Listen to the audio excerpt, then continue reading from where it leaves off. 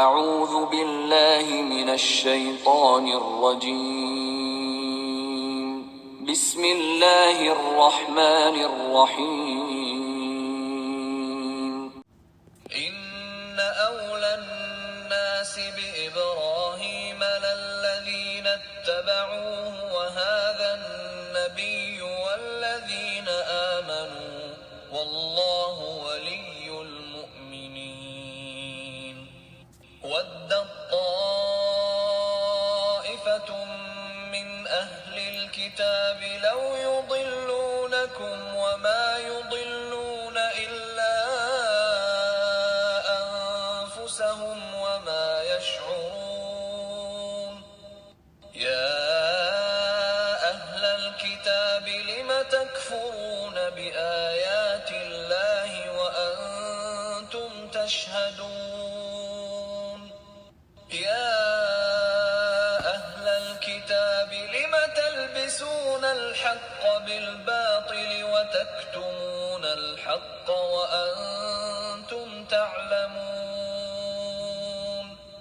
وقالت طائفة من أهل الكتاب آمنوا بالذي أنزل على الذين آمنوا وجه النهار واكفروا آخره لعلهم يرجعون ولا تؤمنوا إلا لمن تبع دينكم قل إن الهدى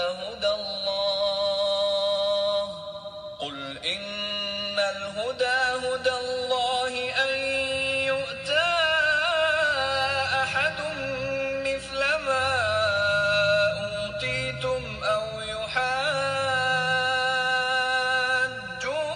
عند ربكم قل إن الفضل بيد الله يؤتيه من يشاء والله واسع عليم يختص برحمته من يشاء والله ذو الفضل العظيم۔ السلام علیکم ورحمۃ اللہ وبرکاتہ۔ میری پیاری شہزادی بہنوں، کیسے ہیں آپ؟ اللہ سبحانہ تعالیٰ سے بہت ساری دعائیں ہیں۔ یقین کریں مجھے بہت خوشی ہوتی ہے کہ جب مجھے پتہ چلتا ہے کہ آپ قرآن پڑھ رہے ہیں اور اس کو غور سے سن رہے ہیں۔ الحمدللہ الحمدللہ۔ جب بھی آپ یہ قرآن پڑھتے جا رہے ہیں نا، آپ نے ساتھ میں دل میں یہ دعا بھی کرنی ہے کہ اللہ سبحانہ تعالیٰ ہمیں آرگنائز طریقے سے، ایسے کہ ہم کسی کورس کو جوائن کریں پراپر اور زیادہ ڈیٹیل میں اس قرآن کو پڑھیں۔ ایسی دعا آپ نے کرتے جانا ہے، انشاءاللہ باذن اللہ اللہ سبحانہ تعالیٰ بڑے راستے آپ کے لیے کھولے گا، آمین۔ چلیں آج ہم آیا نمبر 68 سے شروع کریں گے۔ اعوذ باللہ من الشیطان الرجیم، بسم اللہ الرحمن الرحیم۔ رب اشرح لی صدری ویسر لی امری واحلل عقدۃ من لسانی یفقہوا قولی ربنا زدنا علما، آمین۔ اللہ تعالیٰ فرماتے ہیں اعوذ باللہ من الشیطان الرجیم، بسم اللہ الرحمن الرحیم۔ ان، بے شک، میں نے آپ کو بتایا ہے ان کا مطلب بے شک ہے، ٹھیک۔ اولا، اولا واو لام یا سے ہے، اولا افعل کی وزن پہ ہے، یعنی سب سے زیادہ قریب، ٹھیک ہے۔ ولی کس کو کہتے ہیں؟ قریبی دوست کو۔ تو سب سے زیادہ قریب الناسی لوگوں میں سے، بے ابراہیم ابراہیم کے ساتھ، للذین البتہ وہ لوگ ہیں، اتبعوہ اتبعو ان سب نے پیروی کی، ہو اس کی، کس کی؟ ابراہیم علیہ السلام کی، ٹھیک ہے۔ وہذا اور کون زیادہ قریب ہے؟ ہذا یہ، النبی نبی صلی اللہ علیہ وسلم، یعنی یہ نبی اور وہ لوگ جنہوں نے ان کو فالو کیا تھا وہ ابراہیم کے زیادہ قریب ہیں۔ والذین اور کون لوگ؟ وہ لوگ آمنو جنہوں نے ایمان لایا، ٹھیک ہے۔ واللہ اور اللہ تعالیٰ، ولی ہے، دوست ہے، المؤمنین مومنوں کا، اللہ ولی ہے مومنوں کا۔ المؤمنین کی واحد کیا ہے؟ آخر میں سے یا نون ہٹائیں گے تو آپ کے پاس واحد آ جائے گی، المؤمنی، ٹھیک ہے نا۔ یہ اس کو کہتے ہیں سالڈ پلورل، یعنی ایک ایسا پلورل جس کے آخر میں سے 2 حرف آپ نکالیں گے تو آپ پیچھے آپ کے پاس پورے کا پورا سنگولر آپ کو مل جائے گا، ٹھیک ہے۔ اور مومن کا روٹ لیٹر کیا ہے؟ حمزہ میم نون. ٹھیک ہے. ودت واو دال دال ود سے ہے. چاہتا ہے یعنی دل سے چاہتا ہے. ود دل کو کہتے ہیں نا, دل کی خواہش کو, دل سے چاہتا ہے. طائفتن ایک گروہ. طائفہ جو ہے اس کا روٹ لیٹر طا واو فا ہے. طوف کا مطلب ہوتا ہے گھومنا, تو چونکہ گروہ کا ہر بندہ گھوم گھام کے پھر اپنے گروہ میں ہی آتا ہے نا. طواف کو بھی طواف اس لیے کہتے ہیں, وہ اس کا روٹ لیٹر بھی طا واو فا ہی ہے, گھومنا. ٹھیک ہے. ایک گروہ من اہل الکتابی اہل کتاب میں سے, وہ کیا چاہتا ہے, کیا دلی خواہش ہے اس کی, لو کاش یضلونکم کہ وہ بھٹکا دیں تم سب کو, وہ سب بھٹکا دیں تم سب کو. ضاد لام لام اس کا روٹ لیٹر ہے. ضلل بھٹکنے کو کہتے ہیں نا, گم جانا. وما اور نہیں یضلونا یہ مضارع ہے. یاد ہے نا پچھلی دفعہ میں نے آپ کو بتایا تھا مضارع کیا ہوتا ہے عربی میں, پریزنٹ اور فیوچر ٹینس کو کہتے ہیں. ٹھیک ہے. مضارع ہے. یہ جو یو لکھا ہوا نا شروع میں, وہ کے لیے, وہ یا وہ کے لیے ہوتا ہے. یضلون وہ بھٹکاتے, الا مگر, انفسہم اپنے نفسوں کو. انفس نفسن کی جمع ہے. ٹھیک ہے نا. وما اور نہیں یشعرون وہ شعور رکھتے. شین عین را اس کا روٹ لیٹر ہے, اور یہ بھی مضارع ہے, اس کے شروع میں یا لگا ہوا ہے. جب بھی کسی ورب کے شروع میں یا تا الف نون یتان لگے ہوں گے نا, ان میں سے کوئی ایک لیٹر لگا ہوگا تو وہ مضارع ہو جاتا ہے. اب آپ کو میں ساتھ ساتھ بتاتی جاؤں گی تو آپ دیکھتے جائیے. 4 لیٹرز جب کسی ورب کے کسی فعل کے شروع میں لگ جاتے ہیں تو وہ مضارع اس کو بنا دیتے ہیں یا تا الف نون. میں اس کو یتان کہہ دیتی ہوں تاکہ یاد رہے آپ کو کہ کون سے لیٹرز ہیں. تو یہ دیکھیں یا لگا ہوا ہے نا, یہ مضارع ہے. یشعرون شین عین را, شعر کہتے ہیں بال کو. ٹھیک ہے. تو شعور کہتے ہیں بال کی باریکی والا علم, یعنی تھورو تھنکنگ, شیلو تھنکنگ نہیں, اوپر کی سوچ نہیں, اوپر کی سمجھنا نہیں, ڈیپ انڈرسٹینڈنگ. ٹھیک ہے نا, کہ وہ اس بات کو سمجھتے نہیں. یا اہل الکتابی اہل کتاب, لما کیوں, تکفرون. آپ یہ دیکھیں یتان میں سے تا شروع میں آ گیا نا, فعل کے شروع میں تا آ گیا, یہ مضارع ہے. تم کفر کرتے ہو. ٹھیک ہے نا. کاف را اس کا روٹ لیٹر ہے. بی آیات اللہ اللہ کی آیات کے ساتھ, وانتم حالانکہ تم, تشہدون تم گواہ ہو. اب یہ کیا لگا ہے, یتان کا تا آ گیا نا شروع میں. ٹھیک ہے نا, تو یہ مضارع ہو گیا. تشہدون شین ہا دال اس کا روٹ لیٹر ہے. تم گواہ ہو اس چیز کے, تو تم کیسے اللہ کی آیات کا کفر کر سکتے ہو. یا اہل الکتابی اہل کتاب, لما کیوں, تلبسونا لام با سین اس کا روٹ لیٹر ہے. لباس کا روٹ لیٹر بھی یہی ہوتا ہے. لبسا کا مطلب ہوتا ہے کسی چیز کو ایسے لپیٹ دینا کہ اس کی شکل اصل نہ نظر آئے. ایک تو یہ آپ کو پتہ چل گیا تا شروع میں آ گیا, یہ مضارع ہے. ایک بات تو پکی ہو گئی نا, یتان میں سے ایک لیٹر آ گیا تو یہ مضارع ہو گیا. ٹھیک ہے. آخر کا واو نون کیا بتا رہا ہے, جمع ہے. ٹھیک ہے. اور بیچ میں روٹ لیٹر ہے لاباسین, لام باسین. اچھا, لباسا کا مطلب ہوتا ہے گڈمٹ کر دینا. ٹھیک ہے. تو اب لباس کا مطلب بھی آپ سمجھ جائیں کہ لباس وہ ہے جو آپ کی اصل شیپ کو نہ دکھائے. اب تو لباس کچھ اور ہی ہو گئے ہیں, سبحان اللہ. ایسے کہ شیپ اگر نظر نہ آ رہی ہو تو ہم کو لباس ہی نہیں لگتا. لیکن لباس کا اصل مقصد یہ ہے کہ جو اصل کو چھپا دے, ایسے لپیٹے کہ اصل کو چھپا دے. چلیں آج آپ کو یہ بھی پتہ چل گیا, ساروں کو بتا دیں, ذرا سا ڈھیلا کر لیں اپنا لباس تاکہ نہ پتہ چلے. ٹھیک. لما تلبسونا کیوں تم ملاتے ہو, تم گڈمٹ کیوں کرتے ہو, الحق کا حق کو بالباطل باطل کے ساتھ.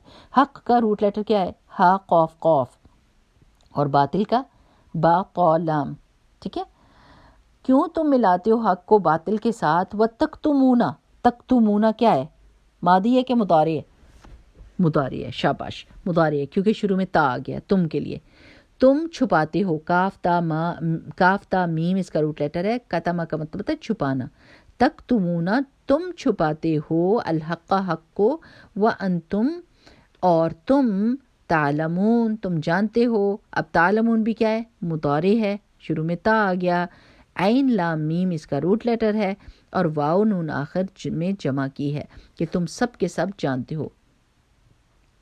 وقالت اور کہا, قاف واو لام اس کا روٹ لیٹر ہے، اور آپ کو میں نے کہا ہے قالا، قالو، قالت، تقولون، یقولون، یہ سب کہنے کے بات کے لیے، ٹھیک ہے نا، کہنا. اور کہا طائفتن، ایک گروہ نے، من اہل الکتابی، اہل کتاب میں سے، آمنو، ایمان لے آؤ، یہ امر کا صیغہ ہے، ٹھیک ہے نا، آمنو، ایمان لے آؤ، بالذی، ساتھ اس کے جو انزلہ، نازل کیا گیا، نون زالام، علی الذین، اوپر ان لوگوں کے، آمنو، جو ایمان لائے. کب ایمان لے آؤ؟ وجہ النہار، دن کے شروع کے پہلے حصے میں. وجہ کہتے ہیں چہرے کو، النہار یعنی شروع، دن کی شروعات جو ہوتی ہے، جیسے آپ کا شروع اوپر سے لوگ دیکھنا شروع کرتے ہیں نا آپ کو، کہ نیچے پیروں سے دیکھنا شروع کرتے ہیں چہرے سے دیکھنا شروع کرتے ہیں نا، تو پہلی چیز کیا آتی ہے جب انسان سے ملاقات ہوتی ہے؟ اس کا چہرہ. تو وجہ النہار کا مطلب ہے دن کے پہلے حصے میں، ٹھیک ہے. وکفرو، اور کفر کر دو، انکار کر دو، آخرہ، اس کے آخر میں، یعنی اس کے دن کے آخر میں اس کا انکار کر دو. لعلہم، شاید کہ وہ، یرجعون، وہ پلٹ جائیں. اب یتان میں سے آ گیا نا، یا آ گیا نا، یہ مضارع ہو گیا. را جیم عین اس کا روٹ لیٹر ہے بیچ میں، اور واو نون جمع کے لیے، تاکہ وہ لوٹ جائیں، پلٹ جائیں. ولا تؤمنو، اور نہ تم ایمان لاؤ، الا، مگر، لمن، واسطے اس کے جو تبعا، اتباع کرے، دینکم، تمہارے دین کا، ٹھیک ہے. جو چیز تمہارے دین سے ملتی جلتی ہو تم اس کے اوپر ایمان لاؤ، اس کے علاوہ کسی پر نہیں. اللہ تعالیٰ کیا کہتے ہیں؟ قل ان الہدی ہدی اللہ، کہ بے شک، ان سے کہہ دیجیے محمد صلی اللہ علیہ وسلم، بے شک ہدایت تو اللہ تعالیٰ کی ہدایت ہے. اب یہ جو قل ان الہدی ہدی اللہ ہے نا، اس کو بریکٹ میں کر لیجیے، اس کو کہتے ہیں جملہ معترضہ، ٹھیک ہے نا. اچھا، آگے بات اس کے چلتی ہے کہ ان یؤتا، کہ دیا جائے، حمزہ تایا اس کا روٹ لیٹر ہے، احدن، کسی ایک کو، مثلا، مانند، ما، جو، اوتی تم، دیا گیا تم سب کو. اوتی تم کا بھی روٹ لیٹر حمزہ تا یا ہی ہے. او، یا، یحاجوکم، وہ جھگڑا کریں گے تم سے، عند ربکم، تمہارے رب کے پاس. قل، اے محمد صلی اللہ علیہ وسلم کہہ دیجئے، ان، بے شک، الفضل، فضل، بید اللہ، اللہ کے ہاتھ میں ہے، ٹھیک ہے. یؤتی ہی، وہ دیتا ہے اس کو، یعنی اس فضل کو، یہ ہی کی ضمیر فضل کو جا رہی ہے، حمزہ تا یا اس کا روٹ لیٹر ہے.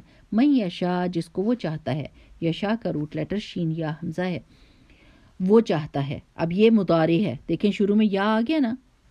واللہ، اور اللہ تعالیٰ، واسعن، فاعلن کے وزن کے اوپر ہے، واسعن، واو سین عین اس کا روٹ لیٹر ہے. اور واسع کس کو کہتے ہیں؟ وسعت والا، بہت کھلا ڈلا، ساری چیزیں اللہ سبحانہ تعالیٰ کے پاس بہت ہیں، وسعت ہے اس میں. آپ کو جو بھی چیز چاہیے، اللہ کا فضل چاہیے، اللہ کی رحمت چاہیے، دولت چاہیے، صحت چاہیے، ہدایت چاہیے، اولاد چاہیے، کیا چیز چاہیے آپ کو، اللہ سبحانہ تعالیٰ کے پاس وسعت موجود ہے اس کی. اور پھر علیم، خوب علم والا ہے، اللہ تعالیٰ بہتر جانتا ہے کہ کس کو کیا چیز دینی ہے.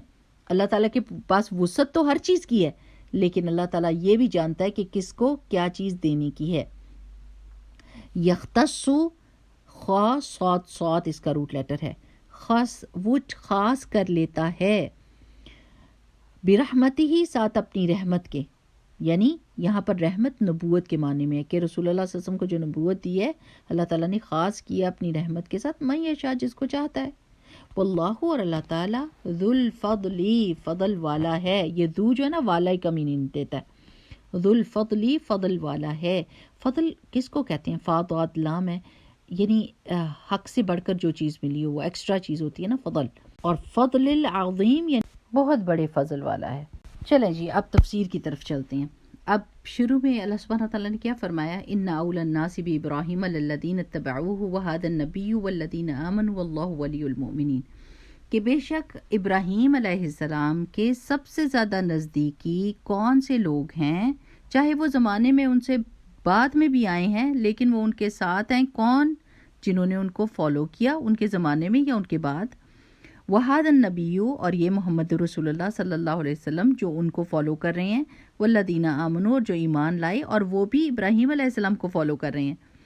تو صرف باتیں کرنے سے یہود و نصارہ کی کہ ہم ابراہیم علیہ السلام ہمارے ہیں اور وہ ہمارے امام ہیں، اور ان کو فالو نہ کرنا، ان کی عقیدہ توحید کو فالو نہ کرنا، ان کے فرما برداری کا طریقہ جو اللہ سبحانہ وتعالیٰ کی وہ باتیں مانتے تھے، وہ کوشچن نہیں کرتے تھے اللہ تعالیٰ سے کہ آپ نے کیوں مجھے حکم دیا ہے، وہ فوراً کے فوراً مان جاتے تھے۔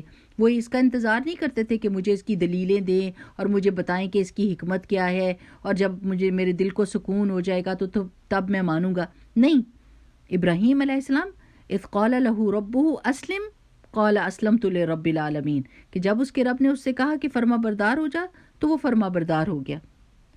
تو اگر جو لوگ ابراہیم علیہ السلام کو ان کے زمانے میں فالو کر رہے تھے، ان کے طریقے کو فالو کر رہے تھے، وہ ان کے زیادہ قریب ہیں، یہود و نصارہ نہیں۔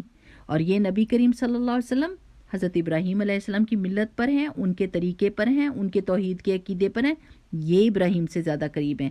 اور وہ لوگ جو ایمان لائے یعنی صحابہ کرام، تو اور آج تک جو بھی ایمان لائیں گے اس طریقے پر جس طریقے پر ابراہیم علیہ السلام ایمان لائے، تو یہ لوگ اول الناس ہیں، لوگوں میں سب سے زیادہ قریب ہیں بھی ابراہیم علیہ السلام سے۔ آپ کو دیکھیں میری پیاری بہنوں، اس سے ایک اور بھی بات آپ کو سمجھ آتی ہے کہ جب ہم کہتے ہیں نا کہ نبی کریم صلی اللہ علیہ وسلم ہمارے پیارے رسول ہیں، ہم ان سے بہت زیادہ پیار کرتے ہیں، بہت زیادہ پیار کرتے ہیں، یہ منہ زبانی پیار کا کہنا، دلیل دیں، آپ ثبوت دیں۔ رسول اللہ صلی اللہ علیہ وسلم نے فرمایا تھا من احب سنتی فقد احبنی، جس نے میری سنت سے محبت کی تحقیق اسی نے مجھ سے محبت کی۔ لیں جی، اب اس پہ پرکھیں اپنے آپ کو، اگر آپ رسول اللہ صلی اللہ علیہ وسلم کی سنت کے طریقے پر ہیں تو ہی آپ کی محبت قابل قبول ہے، اور اگر سنت کے طریقے پر نہیں ہے اور صرف زبانی کلامی بات ہو رہی ہے تو پھر سمجھ لیں کہ یہ یہود و نصارہ کا طریقہ یہ تھا کہ وہ منہ زبانی ساری باتیں کرتے تھے لیکن ساری باتیں ابراہیم علیہ السلام کے طریقے کے خلاف کرتے تھے، تو ان کا دعویٰ ابراہیم علیہ السلام کو امام ماننے کا وہ سچا نہیں تھا۔ تو آج اگر ہم اپنے پیارے نبی صلی اللہ علیہ وسلم سے محبت کا دعویٰ کرتے ہیں تو پھر ان کی سنت اور ان کے طریقے سے بھی محبت کرنی ہے انشاءاللہ باذن اللہ۔ یہ اپنے دل میں باندھ لیں، واللہ ولی المومنین، اللہ تعالیٰ ولی ہے، دوست ہے مومنوں کا۔ مومن کسی بھی زمانے میں ہوں گے تو اللہ سبحانہ تعالیٰ ان کا ولی ہوگا، ان کا دوست ہوگا۔ میری پیاری بہنوں، کتنا دل چاہتا ہے نا پورے قرآن میں سے دیکھیں کہ اللہ سبحانہ تعالیٰ کن کن لوگوں سے محبت کرتا ہے، اور پھر اپنے آپ میں وہ خصوصیت پیدا کرنے کی کوشش کر لیں تاکہ ان سب خانوں میں ہم فٹ بیٹھنے لگ جائیں۔ اللہ تعالیٰ سچوں سے محبت کرتا ہے، اللہ تعالیٰ احسان کرنے والوں سے محبت کرتا ہے، اللہ تعالیٰ تقوی والوں سے محبت کرتا ہے، وہ سارا کچھ ہم بن جائیں تاکہ اللہ تعالیٰ کی محبت کو ہم ڈیزرو کریں۔ ٹھیک ہے، اب اللہ تعالیٰ آگے کچھ بتائیں کہ طریقے کہ اہل کتاب نے کون سے طریقے اختیار کیے تھے جس کی وجہ سے ان کی حسد اور ان کی بغض ظاہر ہو رہی تھی مسلمانوں سے۔ تو اللہ تعالیٰ بتاتے ہیں کہ چاہتا ہے ایک گروہ اہل کتاب میں سے کہ وہ بھٹکا دے تم کو، یعنی مسلمانوں کو۔ اب ان کے مختلف طریقے تھے جس کی وجہ سے وہ مسلمانوں کو مس گائیڈ کرنا چاہتے تھے۔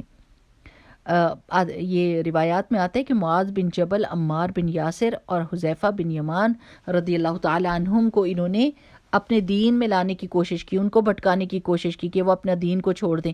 اور کیا وہ اپنے دین کو چھوڑتے تھے؟ استغفر اللہ العظیم، کبھی بھی نہیں۔ ماشاءاللہ ماشاءاللہ، جو صحابہ کرام تھے، آپ کو پتہ ہے ہرقل نے جب سوال پوچھا تھا ابو سفیان سے کہ یہ جس بندے نے نبوت کا دعویٰ کیا ہے کیا اس کے ماننے والے اس کو ماننے کے بعد کبھی مرتد ہوئے؟ تو انہوں نے کہا کبھی بھی نہیں۔ تو انہوں نے کہا نبی کا یہی طریقہ ہوتا ہے۔ تو یہ صحابہ تو اتنے پکے تھے، راسخ تھے اپنی توحید میں، تو یہ اس میں ناکام ہوئے۔ اب مجھے بتائیے کہ کیا آج بھی ایسا کوئی کام ہوتا ہے کہ جس کی وجہ سے وہ ہمیں بھٹکانے کی کوشش کرتے ہیں؟ بالکل ہوتا ہے جی۔ مختلف میڈیا، سوشل میڈیا تو ایسے کام کر رہا ہے جس کی وجہ سے ہماری یوتھ کے دل کے اندر شکوک اور شبہات ڈالتے ہیں۔ اب اگر ہم نے اپنا ہوم ورک نہیں کیا اور اپنے بچوں کے دل کے اندر توحید نہیں ڈالی، نبی کریم صلی اللہ علیہ وسلم کی سیرت نہیں بتائی، ان کے سنت کے طریقے نہیں بتائے، ان چیزوں کو ایکسپلین نہیں کیا جو باہر کے لوگ استعمال کر سکتے ہیں۔ There are so many things.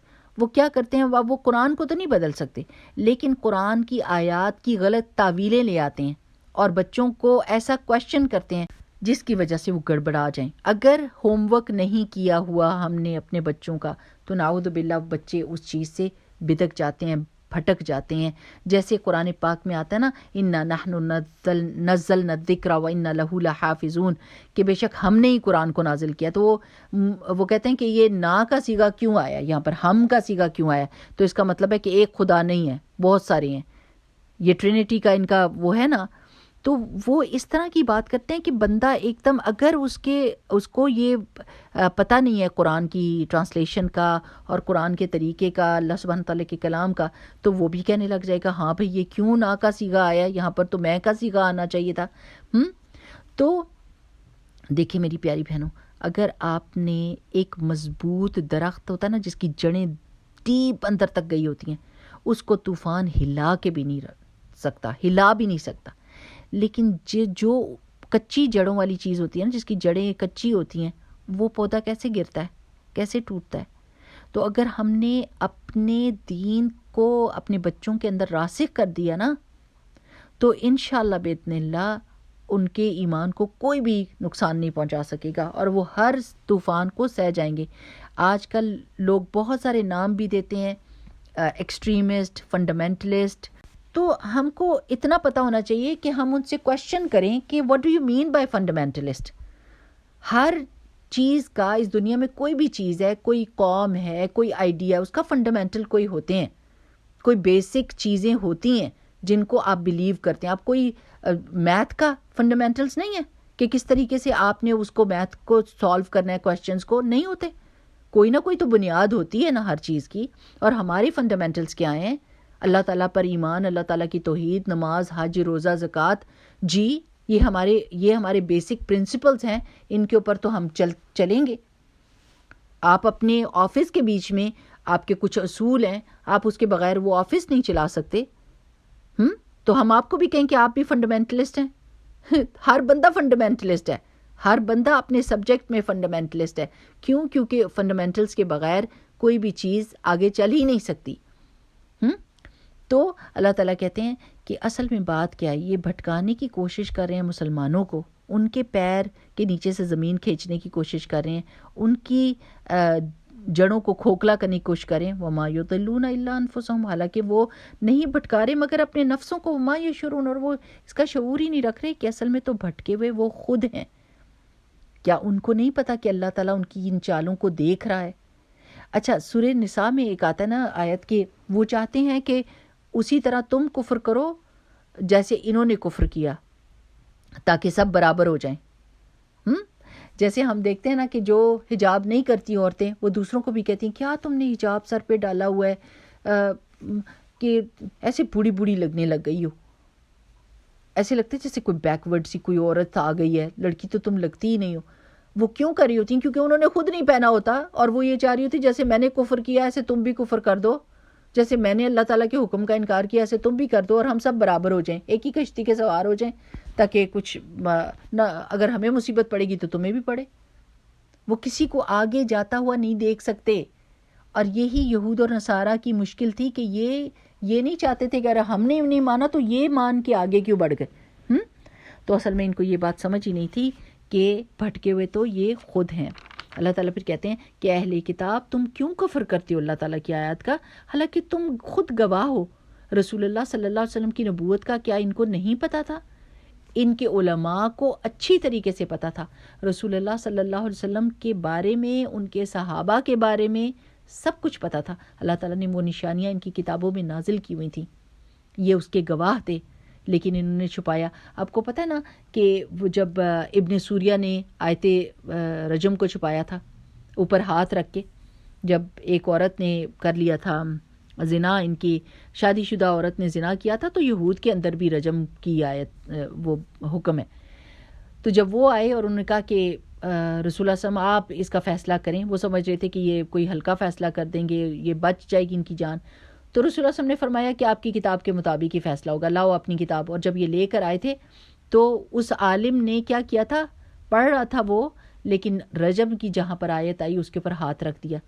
تو عبداللہ بن سلام رضی اللہ تعالیٰ نے کہا تھا کہ یا رسول اللہ یہ چھپا رہے ہیں, اس کے نیچے لکھا ہوا. جب پڑھا گیا تو وہی آیت تھی رجم کی.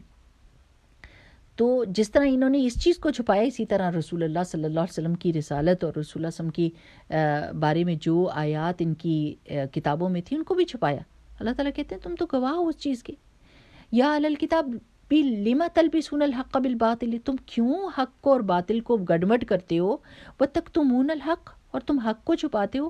وانتم تعلمون، حالانکہ تم جانتے ہو، تم کو ساری چیزیں پتہ ہیں لیکن پھر بھی تم چھپاتے ہو.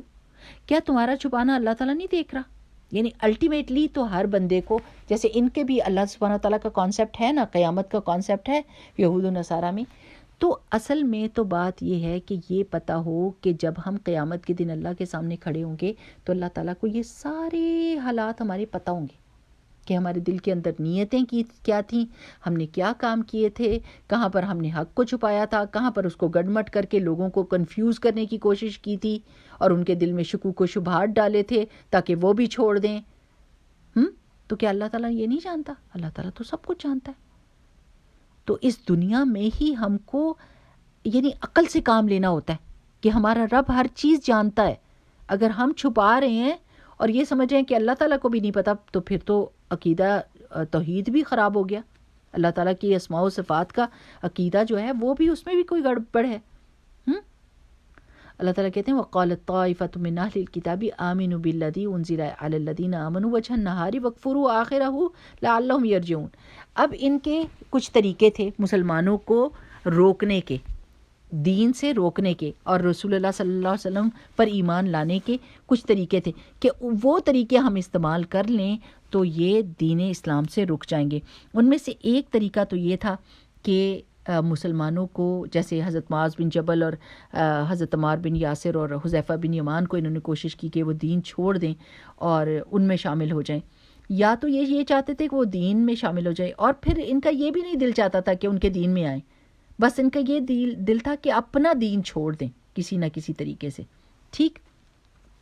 اچھا، دوسرا طریقہ کیا تھا کہ شکوک اور شبہات ڈالو، ایسی بات کہو جس کی وجہ سے ان کا دل جو ہے وہ ریب میں پڑ جائے، شک میں پڑ جائے، اور وہ کہیں کہ نہیں، اس پر تو ہمارا یقین نہیں ہے. ٹھیک ہے نا. اچھا، پھر انہوں نے کیا کیا؟ تورات کی وہ آیات جس میں رسول اللہ صلی اللہ علیہ وسلم کے آخری نبی ہونے کا ذکر تھا اور بشارت تھی، اس کو چھپایا. کہنے لگے وہ کسی کو نہ بتانا، وہ چھپا کے رکھنا. پھر اور چال کیا تھی کہ یہ جو آیت ابھی میں نے پڑھی ہے کہ ان میں سے ایک گروہ نے کہا کہ ایمان لاؤ، صبح کے وقت ایمان لے آؤ، جا کے کہو ہم مسلمان ہو گئے ہیں، ہم نے رسول اللہ صلی اللہ علیہ وسلم پر ایمان لے آئے، اور شام ہوتے کہہ دو نہیں وہ تو ہم سے غلطی ہو گئی اور ہم ایمان سے پھر گئے ہیں. اب آپ کو یہ پتہ ہونا چاہیے کہ یہ جو عرب کے امی لوگ تھے یہ یہودیوں کو پڑھا لکھا سمجھتے تھے اور ان کے ایک پریشر فیل کرتے تھے، ایک جیسے پیئر پریشر ہوتا ہے نا کہ یہ پڑھے لکھے لوگ ہیں، اور ان سے پوچھتے بھی تھے باتیں مختلف. اب اگر پڑھا لکھا بندہ صبح کو کہہ رہا ہے کہ میں نے ایمان لایا اور رات کو کہہ رہا ہے کہ میں نے کفر کر دیا ہے اور نہیں یہ صحیح چیز نہیں ہے، تو پھر کیا ہوگا؟ جو ان پڑھ لوگ ہیں وہ کیا کریں گے؟ وہ گڑبڑا جائیں گے نا، وہ کنفیوز ہو جائیں گے نا. وہ کہیں گے اگر پڑھا لکھا یہ کہہ رہا ہے تو پھر تو صحیح کہہ رہا ہوگا. اب یہاں پر میں آپ کو مثال دوں گی، جیسے آپ یوٹیوب پہ بہت سارے عالم آج کل تو فری میں اویلیبل ہوتے ہیں، ٹھیک ہے نا، اور وہ کیا کرتے ہیں کہ آپ کو آ کے کہتے ہیں جی میوزک بھی حلال ہے اور جی پردہ بھی کرنے کی ضرورت کوئی نہیں ہے. وہ اسی زمانے میں ریت منہ میں پڑ جاتی تھی تو وہ نقاب پہنتے تھے اور سر اس لیے ڈھکتے تھے کہ ان کا کلچر تھا، اور یا پھر رسول اللہ صلی اللہ علیہ وسلم کی ازواج مطہرات کے لیے ہی صرف یہ پردہ تھا. وہ آ کے آپ کو ایسی ایسی باتیں کریں گے کہ آپ کہیں گے کہ اوہ یہ تو پڑھا لکھا بندہ ہے، اگر یہ کہہ رہا ہے تو سچ ہی کہہ رہا ہوگا. یعنی جس نے قرآن نہیں پڑھا، جس نے سیرہ نہیں پڑھی، جس نے دین کی بیسک باتیں نہیں سیکھی، وہ تو یہی کہے گا نا کہ یہ تو عالم ہے بھائی، یہ تو پڑھا لکھا بندہ ہے، اس نے تو باقاعدہ تعلیم حاصل کی ہے، تو پھر یہ کیسے جھوٹ بول سکتا ہے؟ یہ صحیح کہہ رہا ہوگا، حالانکہ وہ جھوٹ کہہ رہے ہوتے ہیں. ٹھیک ہے نا میری پیاری بہنوں، یہ ایک چال ہوتی ہے کہ آپ کے دین سے آپ کو ہٹایا جائے، لیکن کس طریقے سے؟ یہ اس طریقے سے کہ کسی کو عالم بنا کر پیش کیا جائے اور پھر اس کے ذریعے سے شکوک اور شبہات ڈالے جائیں. انہوں نے بھی یہ کہا کہ صبح کے وقت تو ایمان لاؤ اور رات تک جا کے کہہ دو کہ نہیں ہم سے غلطی ہوئی اور ہم نے اس کا انکار کر دیا ہے. لعلہم یرجعون، یہ مقصد تھا ان کا کہ دین سے پھر جائیں، دین سے پلٹ جائیں.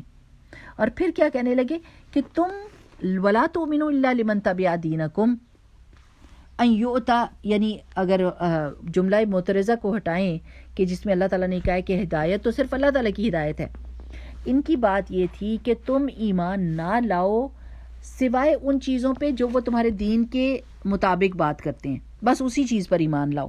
اگر اس سے علاوہ کوئی یہ بات کہتے ہیں تو بالکل ایمان نہ لاؤ. کہ یہ ہو کیسے سکتا ہے کہ ان یؤتا احد مثل ما اوتیتم، یہ کیسے ہو سکتا ہے کہ جو چیز تمہیں دی گئی ہے وہ کسی اور کو بھی اس جیسی چیز ملے؟ یہ تو تمہاری بہت بڑی شان ہے کہ تم کو یہ چیز ملی ہے، اور دوسرے how dare they get the same thing. یہ ہو ہی نہیں سکتا کہ کسی دوسرے کو بھی تمہاری جیسی چیز مل جائے. ذرا دیکھیں ان کی باتیں. او یحاجوکم عند ربکم، یا پھر یہ نہ کرنا کہ تم ان کی باتوں کی تصدیق کر دو تو قیامت کے دن یہ تمہارے ساتھ جھگڑیں کہ اللہ تعالیٰ ان کو پتہ تھا اور یہ پھر بھی نہیں مانے، تمہارے رب کے سامنے یہ جھگڑا پیش کر دیں. سبحان اللہ، یعنی کتنی کوئی بے وقوف اور کتنا کوئی جاہل انسان ہو سکتا ہے کہ یہ باتیں کر رہا ہو اور اس کو یہ نہ پتا ہو کہ اللہ تعالیٰ یہ ساری چیزیں سن رہا ہے. یہ ان کی چالیں اللہ تعالیٰ دیکھ رہا ہے، سن رہا ہے اور لکھوا بھی رہا ہے. اللہ تعالیٰ کہتے ہیں قل، ان سے کہہ دیجئے نبی کریم صلی اللہ علیہ وسلم، ان الفضل بید اللہ، یہ جو اللہ تعالیٰ کا فضل ہے، اللہ تعالیٰ کی رحمت ہے، ہدایت کی، پیغمبر بھیجنے کی، یہ اللہ کے ہاتھ میں ہے. یؤتی ہی من یشاء، وہ جس کو چاہتا ہے دیتا ہے. واللہ واسع علیم، اللہ تعالیٰ کے پاس بہت وسعت ہے. یہ نہیں کہ تمہیں دے کر ہدایت کی چیز اور تمہیں کتاب دے کر اللہ تعالیٰ کے پاس وہ چیزیں ختم ہو گئیں. نہیں، اللہ تعالیٰ کا فضل بہت بڑا ہے اور اس کے پاس بہت وسعت ہے اپنے فضل کی. اور علیم، اور وہ یہ جانتا ہے کہ یہ فضل وہ کس کو دے. اب اگر یہود و نصارہ نے اپنے دین ایمان کا یہ حال کیا کہ اللہ تعالیٰ کی کوئی بات بھی نہ مانی، اللہ تعالیٰ کے حکموں کی نافرمانی ڈٹائی کے ساتھ کی. اب دیکھیں کہ سود کا کاروبار اس وقت دنیا میں کس کا سب سے بڑا ہے؟ یہود کا. ان کو پتہ تھا کہ یہ جو ہے منع ہے. عیسائیوں کو پتہ ہے کہ سور نہیں کھا سکتے، لیکن سور کھاتے ہیں اور ہر جگہ پہ یہ عام ہے. تو یعنی اگر انہوں نے اپنے دین ایمان کا یہ حال کیا تو اللہ سبحانہ وتعالیٰ کوئی پابند نہیں ہے کہ ان کے ساتھ ہی ہدایت کو جوڑے رکھے، بلکہ اللہ سبحانہ وتعالیٰ نے کیا کیا؟ اس چیز کو شفٹ کر دیا، امامت کسی اور کو دے دی ان سے لے کر. یختص برحمتہ من یشاء، اللہ کو علم ہے، اللہ کو پتہ ہے کہ اس نے اپنا فضل کس کو دینا ہے. وہ خاص کر لیتا ہے اپنی رحمت کے ساتھ، یعنی نبوت کے ساتھ، جس کو چاہتا ہے. اب اللہ سبحانہ وتعالیٰ نے محمد رسول اللہ صلی اللہ علیہ وسلم کو سب سے آخری نبی بنا کر بھیجا، تو یہ اللہ تعالیٰ نے خاص کیا اپنی رحمت کے ساتھ ان کو، جس کو چاہا. اللہ سبحانہ وتعالیٰ کو یہ مجبور نہیں کر سکتے کہ اب ہماری طرف پیغمبر اور کتاب بھیج دیے تو اب کسی اور کی طرف آپ نہیں بھیج سکتے، چاہے ہم جو بھی دین کا حال کریں. تو یختص برحمتہ من یشاء واللہ ذو الفضل العظیم، اللہ تعالیٰ تو بہت بڑے فضل والا ہے، اللہ تعالیٰ بہت بڑے فضل والا ہے. میری پیاری بہنوں، اس چیز سے ہم کو بہت زیادہ باتیں پتہ چلی ہیں کہ دنیا میں کبھی بھی ایسا نہیں ہوگا کہ اسلام دشمنوں کی چالیں ختم ہو جائیں. وہ یہ چالیں چلتے ہی رہیں گے اور مختلف طریقے سے چلیں گے. سوشل میڈیا کو استعمال کریں گے، مختلف طریقے سے افواہیں پھیلانے کی کوشش کریں گے. اب آپ اکثر و بیشتر سنتے ہیں او قرآن کا نیا ورژن آ گیا، انہوں نے کہ قرآن ایسا نکال دیا، اس میں یہ صورتیں ہیں، یہ والی آیات نکال دی ہیں. صبر رکھیں. انا نحن نزلنا الذکر و انا لہ لحافظون، اللہ تعالیٰ نے کہا ہے بے شک ہم نے نازل کیا ہے قرآن کو اور ہم اس کی حفاظت کا ذمہ اللہ تعالیٰ کے اوپر ہے. ہم کوئی بھی اس کو کچھ نہیں کر سکتا، قرآن کو کوئی بدل نہیں سکتا، قرآن کے الفاظ میں کوئی تحریف نہیں کر سکتا، نہ کوئی ایڈیشن کر سکتا ہے، نہ کوئی سبٹریکشن کر سکتا ہے. بہت سارے کروڑوں لوگوں کے سینوں کے بیچ میں قرآن محفوظ ہے. اس لیے آپ کو اس چیز سے بے فکر رہنا چاہیے. لیکن فکر کرنے کی کیا بات ہے؟ تحریف مانوی. جب یہ معنی میں تحریف کرتے ہیں، اس کے معنی کوئی ادھر ادھر سے آؤٹ آف کانٹیکسٹ بات لا کے آپ کو بتائیں گے اور آپ پھر اس میں پریشان ہو جائیں گے. اگر آپ نے قرآن کو کور ٹو کور پڑھا نہیں ہوا، اگر آپ نے رسول اللہ صلی اللہ علیہ وسلم کی سیرہ کو نہیں پڑھا ہوا تو پھر مشکل ہو جاتی ہے. ورنہ قرآن بہت آسان ہے اور اپنے دین پر اور توحید پر جمنا کوئی مشکل بات نہیں ہے. الحمدللہ یہ سب سے آسان طریقہ ہے. ھذا صراط مستقیم، یہ سیدھا راستہ ہے. اور میری پیاری بہنوں، سیدھا راستہ ہمیشہ آسان ہوتا ہے. سیدھا راستہ ہمیشہ آسان ہوتا ہے. جس راستے میں بہت ٹیڑھ ہو وہ مشکل ہوتا ہے. ہمارا تو دین بہت آسان ہے. اللہ سبحانہ وتعالی ہم کو توفیق دے کہ ہم علم اتنا اچھا حاصل کریں اور اتنے وثوق کے ساتھ حاصل کریں اور ہمارے دل کے اندر یقین اور اعتماد ہو کہ ہم کسی بھی چال کا توڑ کر سکیں. اللہ تعالیٰ ہمیں توفیق دے. ساتھ ساتھ دعاؤں کے بغیر کوئی کام نہیں چلتا میری پیاری بہنوں. دعائیں تو ہم نے ہر حال میں کرنی ہے نا, تڑپ تڑپ کے کرنی ہے, اپنی آنے والی نسلوں کے لیے کرنی ہے. اور ہمیں کبھی بھی اس سے بے فکر نہیں رہنا, چھوٹی سوچ نہیں رکھنی, اپنی امیجیٹ سوچ نہیں رکھنی کہ بس اب بھی جو میرے بچے ہیں یہی سدھرے رہیں اور یہی ایمان پر رہیں. اپنی نسلوں کے لیے مانگیں. آپ دیکھیں ابراہیم علیہ السلام نے کون سی دعائیں مانگی.